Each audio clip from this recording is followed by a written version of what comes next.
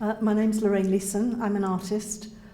I grew up in the Ribbon suburbs of West London, and as soon as I went to East London in my 20s, felt that I'd come home.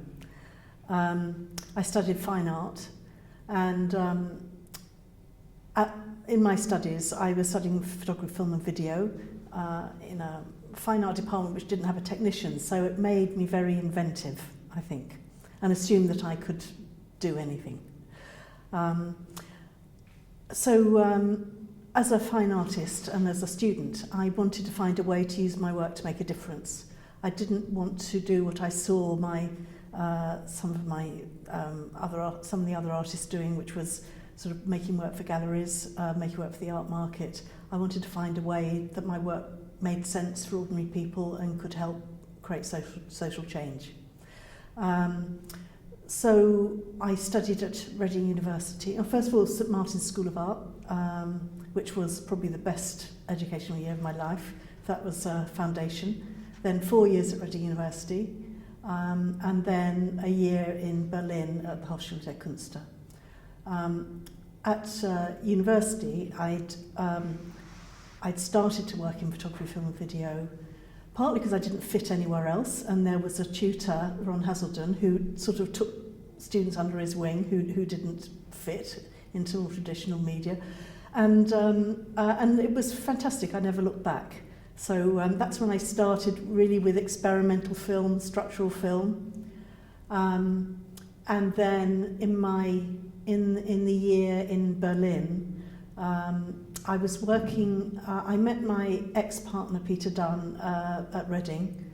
We started working together when I left, and he was studying at the Slade, and I was at the Hochschule in Berlin, where we did a piece about really about the framing of art within institutions and the need to break out of institutions. So that was something where we started to use video. I hadn't really used video very much as an undergraduate, but it made sense in terms of documentation, and we did simultaneous performances which we documented, and then we took them to one site, and then we took it to another site. So we built up a sort of bank of four monitors which played all the different parts of the event. So that was probably the first time I sort of really started to use video. As a fine artist, I didn't want to do what I saw around me. I didn't want to work for galleries particularly, or to make art for people who went to galleries. I wanted to find a way for my work to make a difference. And I saw this happening in Germany. I was lucky enough that my art history tutor worked with Joseph Beuys, so I was introduced to Joseph Beuys's Free University and the idea of working across disciplines. So that was quite influential. So when I left university, where I had done photography, film and video, mainly because I didn't fit really into more traditional media, and there was a tutor who picked up the people who didn't fit. His name was Ron Hazelden, and he did experimental film. So I did that for most of my time as an undergraduate. And then I went to Germany on a scholarship to Berlin, really looking for those artists who were working in the social field.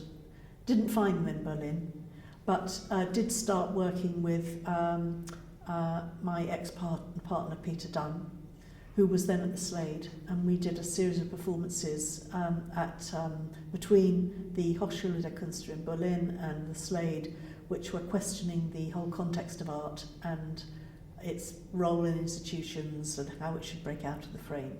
So that was a series of performances that worked between initially Peter as an individual in his studio in London and me with a group in Berlin. We then we videoed that and took it back to London, to the Slade, where we then added another layer to the performance, and then we took it all back to Berlin. So we built up a series of videos that were shown on sort of 4 monitors in one go, and then they were always about generating discussion, a discussion about the role of art, really. Following that, we tried to work outside of galleries or outside of institutions, and did a piece of work called The Present Day Creates History. And that was looking at the development of 2 towns, and it was sort of image text work, and I suppose it had a slightly Marxist sort of perspective. And then we showed this work in libraries. But I think we were fairly naive in thinking that you just put something in a public place for it to have a public meaning.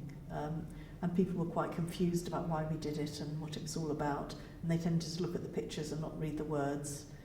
So we learned, I think, quite early on that the images say more, and that actually it was going to be much better for us to work with people rather than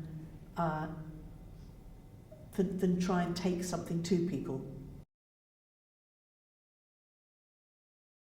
Coming back from Germany, Peter and I were lucky enough to get a film video fellowship from Greater London Arts Association, and the remit was to work in Bethnal Green and work with different groups in the community in film and video. That was all there was. So we did film workshops in Bethnal Green Museum of Childhood. I worked with any children who turned up, including 18-month-year-olds. Some of their parents would just dump the kids and leave them with us. So we did drawing on film. We'd also use the dolls' houses for sets and did plasticine sort of animation. And worked with the Bengali youth movement on a video about them. And then I suppose most significantly for me, it was at a moment when the Bethnal Green Hospital went into occupation. Peter and I had been trying to find a way to work outside of institutions and work in the sort of wider community in a way that people could relate to.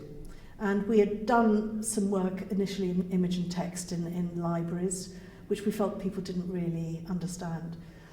So when we had the opportunity to work on this health campaign, it seemed like a way that we could find of working on something that had a real social value. And we were asked if we would do one of our workshops in the hospital because they needed a campaign video. Well, we discovered very early on that those two things don't really go together. When people are doing workshops, they need to be able to fail, and they are learning. Whereas a campaign actually needs a very well-produced production, and it needs it done quickly. And so we discovered that wasn't a process that went together very well, and we had to edit out all the camera shake, and that's how we produced the video, it's called Emergency, about the Bethnal Green Hospital. It gave us an opportunity to work with some patients and their experience, and the campaign committee enabled us to work in the hospital. In fact, I remember one particular instance. We worked with a consultant who was very keen for us to film an operation for the removal of a piece of colon from a patient. I'm very, very squeamish, and so we filmed this operation, which I found that I wasn't at all squeamish and didn't mind it. But when we came to look at the footage afterwards, it was like, it was just back to square one. I could hardly watch it. And so it's very interesting the way that the experience of being in a real situation with real people sort of means that you just deal with it, but watching something on a screen is something else. Well, during the Bethnal Green Hospital campaign, we started to document what was happening on the marches, etc. And we were doing that photographically. And we put that together into to make some posters, and we also made an exhibition that went in the hospital foyer. it's interesting that in the, I would say in this country, there is on the left, there's a very much a literary tradition. So if there's a campaign, it's always historically been issuing broadsheets and written information. But I think we had proved ourselves really in terms of the way we would work with people and our commitment. So when that campaign finished, there were members of the health workers unions and trades council who wanted to use the money left over to get out some more information. And we sat down with them and talked about what medium that would be, because it could be tape slide, film, video, posters, whatever. And so we discussed how people would see it. And one of the issues is that if it's going to be film or video, then it needed people sitting in a room. Obviously, there was no internet then. And we talked about tape slide, which was very much in the fore at that time, and I went on to make tape slide later. But we decided in the end to not to use any of those. We decided to use to do posters. We called them visual pamphlets because they weren't going to go on the streets, but they would go in people's or in doctors' surgeries and waiting rooms where there was a bit more information. So that's what we did.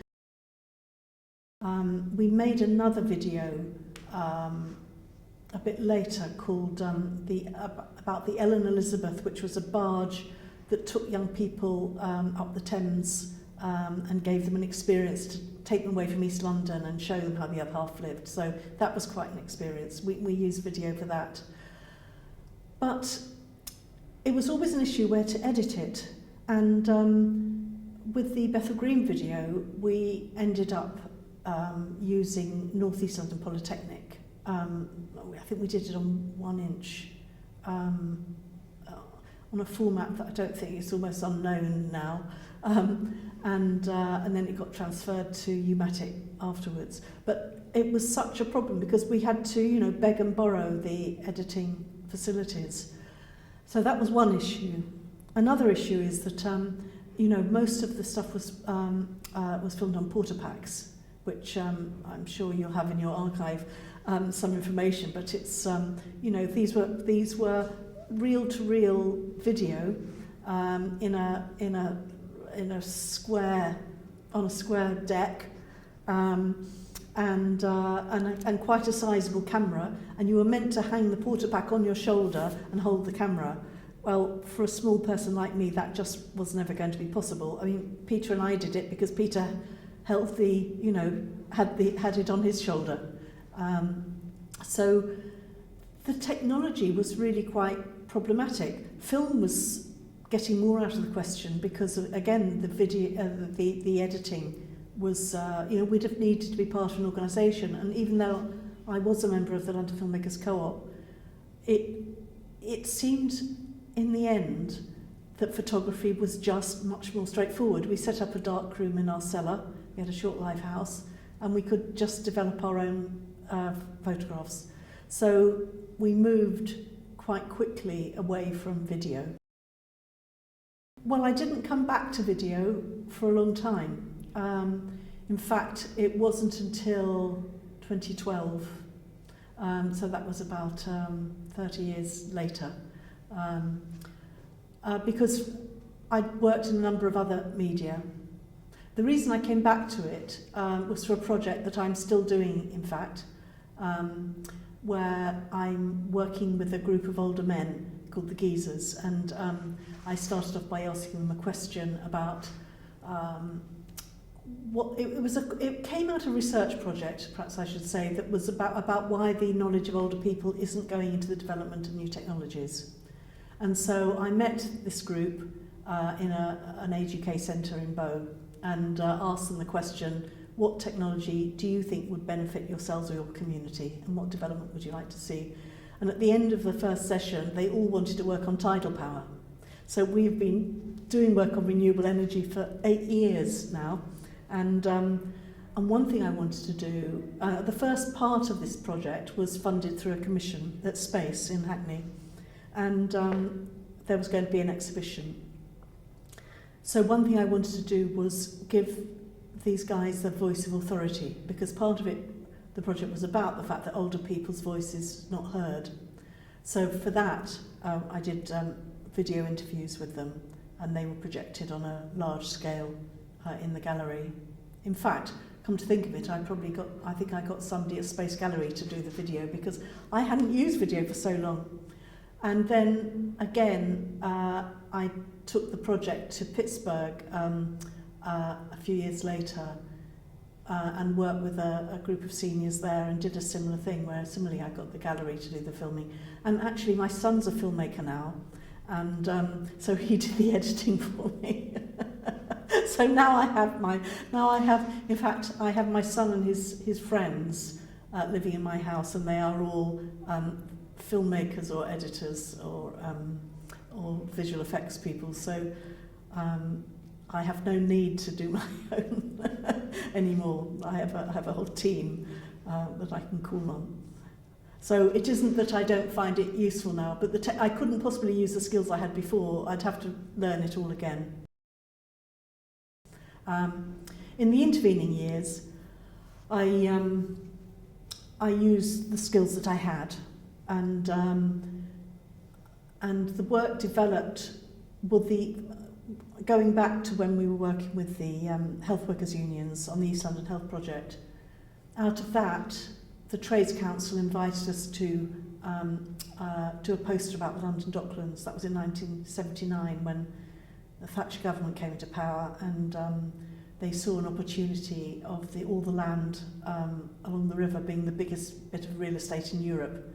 And that's when the docks were closing down and moving downriver. But a lot of people were living in that area, and there's a lot of plans for how to provide facilities that were needed. And so we set about to create a poster and discovered that there was a lot more to be said. People are very organised in East London. It's an area where there's been a lot of migration over many years. People have had to struggle to survive, and therefore they're very organised. So we were able to go around to all the different groups and ask what sort of posters they wanted. And to cut a long story short, we ended up doing photo murals, which were large-scale billboard-size images. We built them ourselves, so that they weren't advertising billboards, which actually changed like a slow-motion animation. So we learned from the East London Health Project and set up a steering group of people from Docklands who would come together and talk about the issues that needed to be communicated. We built these structures in and around the London Docklands, funded by the Greater London Council, which had a very radical arts policy at the time. And we made up a way of doing large posters. So we did them in black and white photography, in photomontage, about A1, then have them photographed in 18 sections, photographed in these sections in a lab on a large scale camera, or large format camera, then blown up to 3 foot by 4 foot sections, which together added up to an 18 foot by 12 foot billboard, you could say. Then these were pasted onto wood, hand coloured, because you couldn't do colour printing then, and varnished, and then screwed onto this billboard. So 18 panels, making an 18 foot by 12 foot image. And we had 6 of those in operation at any one time. And while they were there, we realised that we could actually change them gradually because they were in panels. So we started off by removing some of the panels and putting others up. So it looked like we had an image of corrugated iron that was saying what's going on behind our backs. And then as that came down, it revealed the next image behind, which was a montaged landscape based on something somebody had said about big monies moving in and pushing out local people. So gradually the image, literally the boards changed, so the image seemed to change into the next one. And then we changed the next image so that it was like panning down the abyss, because people were saying they're throwing us on the scrap heap. And then it changed because we moved those panels up and brought in other panels. So basically, although it was photography, it was a narrative and it was sort of a filmic narrative, which was, looking back at it, was quite interesting. We hadn't thought of it at the time. It was, yeah. And so we carried on doing those photomural sequences. The project lasted for 10 years. There were 6 of us working on it, and we had a designer. We had people to put up and take down the billboards images. I call them billboards, they weren't advertising hoardings. There was a People Armadas to Parliament, where we had thousands of people on the river. So it was a very interesting campaigning period, from which I learned probably everything I've used since in my work. The Docklands campaigning went through the whole of the 80s. And partly we were wanting to use art as a campaigning tool because we knew, having learned the history of art, we knew the power of art and that it's a very good tool for celebrating, consolidating, conferring power. I mean, you actually have, think about 18th century portraits of landowners standing against their estate and being painted there. So we thought if art can do that for those people, then we want to use art to confer that power onto other people and to make a difference. So in the 70s and 80s, there were opportunities to do that in an activist way. But politics changed quite a lot. It was the end of the Thatcher era and everything that came after it, and politics became a lot more individualistic. At the same time, we lost the funding for that project, finally, because the government removed the GLC. It took them a long time to do it. They had to remove a whole tier of government to get rid of it, because they were so popular.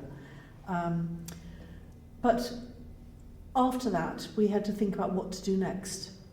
And we did still retain, so the organisation was the Docklands Community Poster Project.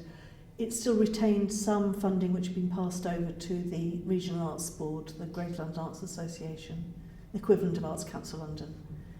And but we had about half the amount that we used to have, which would seem amazing now, but then it seemed, we thought, what on earth could we do? So we thought we would do discrete projects and raise money to do them, and then be able to concentrate on issues that we hadn't been able to deal with before, because we'd spent 10 years on planning, and yet a lot of other things were happening in that area. And one thing that seemed quite important was what happened in terms of people's identities in this changing environment. And the first project that I did, we actually offered the photomurals to other organisations to use if they wanted. And a school in Wapping, near Wapping, wanted to use the one there. I think what I'd learned is that we had found a way of working with people who had greater knowledge than ourselves about certain issues. So as artists, we knew how to represent those issues, but that was our specialism. And it's also true to say that other artists used to say to us, isn't it like the lowest common denominator working with a group like that? Because, if everyone's deciding on what a poster looks like, for example. Our experience was completely the opposite, because nobody was telling us what things should look like and we weren't telling them what the issues should be.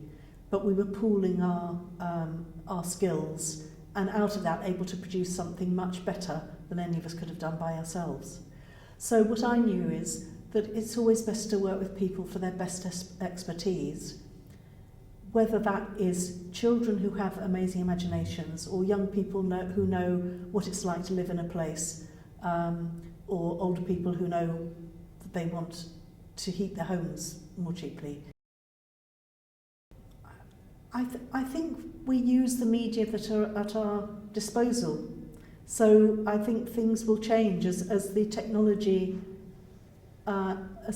changes, and people will also change the technology as they need it. It was Walter Benjamin who basically said that, talked about the artist as producer, and that actually it isn't just the content, it's the means of production that is important. So I think people will use technology and media innovatively, and that will change the way it's done. So I think it's not possible to predict, because obviously everything's changing so rapidly, and with social media, I haven't used social media myself, but you know, that is obviously going to be a new area for people to explore. And I suppose also video has taken on a different role, hasn't it, in the sense that, you know, it's something that a lot of people do.